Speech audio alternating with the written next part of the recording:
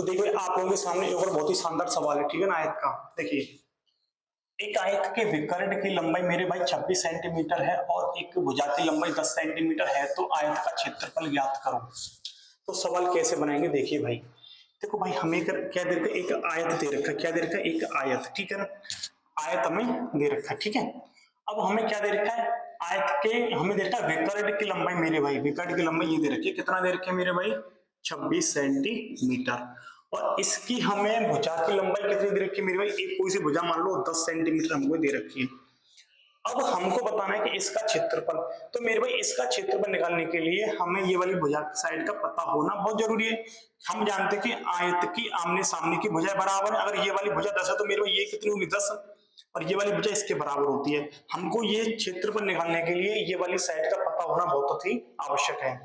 तो मेरे भाई कैसे निकालेंगे, अब आप यहाँ पे देखो, ये हमारा एक बनेगा क्या, राइट एंगल ट्रायंगल यानी समकोण त्रिभुज। ये क्या बनना है मेरे भाई, एक समकोण त्रिभुज।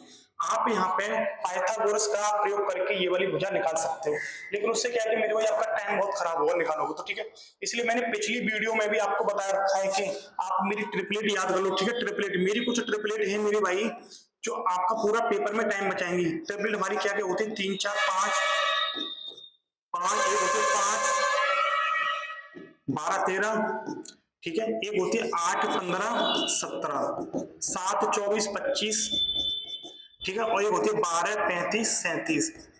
और भी है, लेकिन सबसे ज्यादा सवाल मतलब इन्हीं ट्रिपलेट पे बनता है मेरे भाई। देखो अब इनमें से देखो क्या कोई ट्रिपलेट आपको मिल रही है, देखो मेरे भाई बिल्कुल मिल रही है। अगर आप ध्यान से देखोगे तो आप, मुझे ये वाली मिल रही है, देखो 5 12 13 वाली। अब आप कहोगे कि सर ये कैसे मिल रही है, तो देखो 5 12 13 को बाहर निकालो, 5 12 13। देखो मेरे भाई आपको कुछ ऐसा नहीं दिखाई दे रहा कि जो 13 का, देखो एक भुजा में 26 दे रखी, इसका ही कितना गुना हो रहा है, 2 गुना हो रहा है।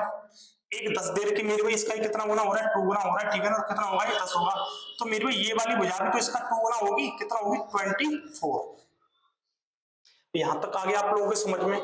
ये वाली ट्रिपलेट को ध्यान से देखो, ये 13 का डबल हो रहा है, ये 5 का डबल हो रहा है, तो मेरे भाई इसकी ये वाली भुजा भी क्या होगी, 12 का डबल, यानी कितना होगी मेरे भाई, 24 सेंटीमीटर होगी। बस हमने अब क्या ज्ञात कर लिया, इसकी एक भुजा 10 है, तो मेरे भाई ये वाली कौन सी हो जाएगी मेरे भाई, 24 सेंटीमीटर।